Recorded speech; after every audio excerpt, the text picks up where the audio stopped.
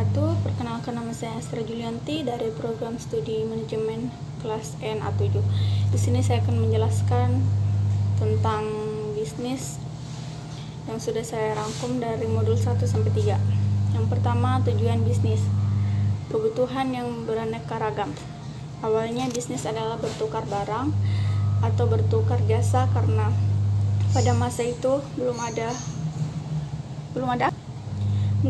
uang, sehingga barter antara barang atau jasa sekarang pun hampir tidak berubah, yakni orang berbisnis untuk mendapatkan uang, dari uang akan dibelanjakan untuk memenuhi kebutuhannya yang belum dimiliki. Kebutuhan dan keinginan. Kebutuhan yang dasarnya terbatas, yang tidak terbatas adalah keinginan orang berbisnis untuk memenuhi kebutuhan hidupnya. Selanjutnya ada keuntungan. Semua orang sepakat, yakni berbisnis ingin mendapatkan sebuah keuntungan atau laba. Karena keuntunganlah yang mendorong kuat seorang pebisnis untuk terus berinovasi dan berkreativitas supaya bisnisnya berkembang. Baik, pengertian bisnis. Bisnis adalah suatu usaha individu atau kelompok yang mengembangkan dan mempromosikan sumber dasar yang dimiliki untuk menghasilkan barang, jasa yang dibutuhkan oleh konsumen sehingga mendapatkan keuntungan atau laba dengan kegiatan itu. Pelaku bisnis. Menurut Jeb Madura ada 5 pemegang kepentingan dalam berbisnis atau berusaha. 1. Pemilik atau owners. Owners adalah pemilik atau jika perusahaan benar disebut pemilik saham. Kedua, ada kreditur. Kreditur atau penyedia pinjaman untuk memulai sebuah bisnis. Dan selain itu pasti kalau kita berbisnis pasti ada karyawan. Jadi tugas karyawan itu atau pegawai yang direkrut memiliki peran penting dalam sebuah bisnis, yakni keberlangsungan bisnis itu sendiri. Karyawan harus mendapatkan pelayanan yang baik dari seorang pebisnis, karena tidak mungkin sebuah bisnis tidak ada karyawannya. Selanjutnya ada penyedia materi. Perusahaan atau manufaktur, keberadaan penyedia material atau suppliers adalah sangat penting dan dibutuhkan untuk membantu kelancaran kegiatan proses produksi. Selanjutnya, tentu saja jika kita berbisnis pasti kita membutuhkan pelanggan, karena pelanggan itu sangat berperan penting.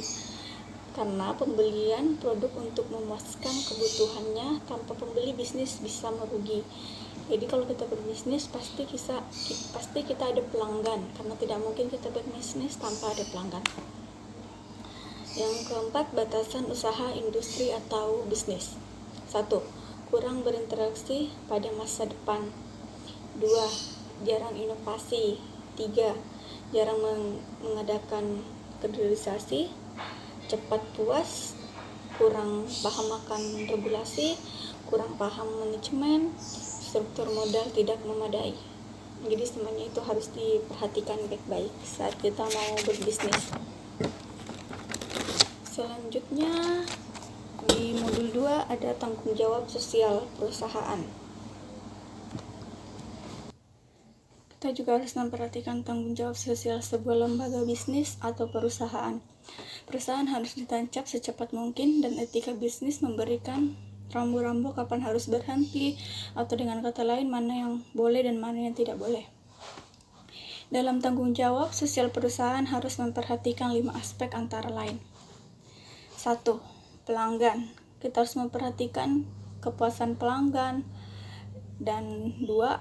Ada pekerja. Kita harus memperhatikan fasilitas pekerja. Dan ketiga, ada pemegang saham. Keempat, ada kreditur. Dan kelima, ada masyarakat. Sekurang-kurangnya ada 4 tanggung jawab sosial menurut Irma Nilasari dalam bukunya Suhendi, yaitu bertanggung jawab kepada pelanggan, bertanggung jawab kepada tenaga kerja, bertanggung jawab kepada lingkungan, bertanggung jawab kepada investor. Jadi semua itu harus kita pertanggungjawabkan.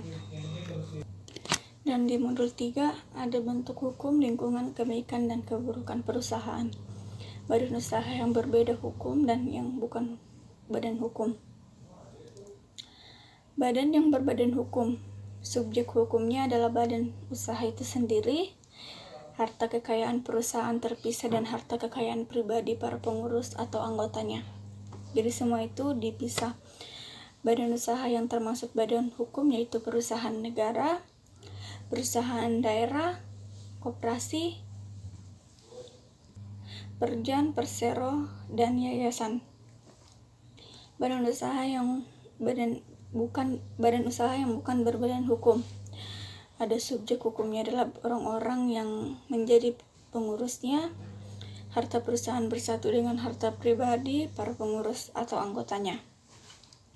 Badan usaha yang bukan badan hukum adalah perusahaan perseorangan, firma, dan lingkungan perusahaan atau bisnis. Lingkungan teknologi, lingkungan hukum dan politik, lingkungan sosial budaya, lingkungan bisnis. Bentuk-bentuk perusahaan. Dalam kepemilikannya, perusahaan-perusahaan yang beroperasi dalam perekonomian yang dapat dibedakan 3 jenis, yaitu perusahaan perseorangan adalah perusahaan yang dimiliki satu individu. Kebaikan perusahaan perseorangan mudah didirikan, modal memulai usaha kecil, pengelolaan fleksibel dan bebas, perhatian usaha terjamin. Kelemahan dan keburukan perusahaan perseorangan. Jadi kalau kita buat perusahaan sendiri atau bisnis tuh ada kelemahannya dan ada juga kelebihannya. Jadi kelemahannya itu bertanggung jawab tidak terbatas, modalnya juga terbatas, kualitas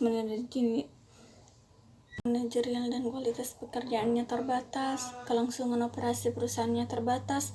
Jadi banyak sekali kelemahannya ya. Jadi tergantung kita bagaimana cara kita mengatasi semua itu biar bisnis kita tetap berjalan. Selanjutnya, perusahaan perkongsian atau partnership. Ada 2 jenis perusahaan perkongsian, yakni perkongsian secara umum yang mana seluruh anggota bertanggung jawab. Jadi semua anggotanya harus ikut bertanggung jawab. Kebaikan perusahaan perkongsian. Lebih banyak modal dapat dikumpulkan, lebih banyak keahlian yang diperoleh, umur usaha lebih panjang. Kelemahan perusahaan perkongsian. Perusahaan perkongsian masih terdapat masalah tanggung jawab yang tidak terbatas. Tetapi ini berlaku hanya benar partner yang harus membayar semua utang perusahaan bagi dari perusahaan maupun kekayaan pribadi dan masalah kesalahpahaman antar anggota. Jadi semuanya itu harus dipertanggungjawabkan. Mulai dari pebisnis, ketika ada kerugian atau ada kesalahpahaman, semuanya harus diselesaikan dengan baik. Selanjutnya ada kebaikan perusahaan perseroan terbatas, yaitu tanggung jawab ternyata juga terbatas, pengelolaannya lebih profesional. Jadi selain ada kelemahannya, di situ juga ada kebaikan dari perusahaan tersebut. Jadi apapun yang kita lakukan itu pasti ada kelemahannya dan ada kebaikannya. Jadi tergantung bagaimana kita mengatasi semua itu. Ada keburukan perusahaan perseroan terbatas, yaitu pendirinya lebih kompleks, 2 kali pembayaran pajak, peraturan yang harus dipatuhi lebih banyak, sukar merahasiakan perusahaan, dapat mengurangi motivasi kerja. Jadi di samping itu ada banyak sekali juga keburukannya, di mana dari 2 kali pembayaran pajak yang harus kita penuhi, ada peraturan yang harus dipatuhi lebih banyak peraturan yang kita harus patuhi dan tidak boleh kita langgar. Sukar merahasiakan perusahaan, dapat mengurangi motivasi kerja. Mungkin maksud dari mengurangi motivasi kerja karena terlalu banyak peraturan yang harus kita patuhi, sehingga dari bisnis itu juga kita mulai terbebani, jadi kurang fokus. Mari kita bahas kembali dari lingkungan perusahaan yang tadi. Kita juga harus memperhatikan tentang teknologi perusahaan kita. Jadi semua apapun sekarang tuh lebih baik jika kita memahami tentang teknologi terlebih dahulu, supaya kita bisa mempromosikan perusahaan kita dengan baik. Lingkungan di sekeliling kita juga, bagaimana pemasaran yang baik dan bagaimana bisnis kita bisa tercapai ke masyarakat. Dan lingkungan sosial, budaya, lingkungan bisnis kita. Sekian dari saya, kurang lebihnya mohon dimaafkan. Saya akhiri dengan ucapan alhamdulillahirabbil alamin. Mohon maaf jika ada kesalahan.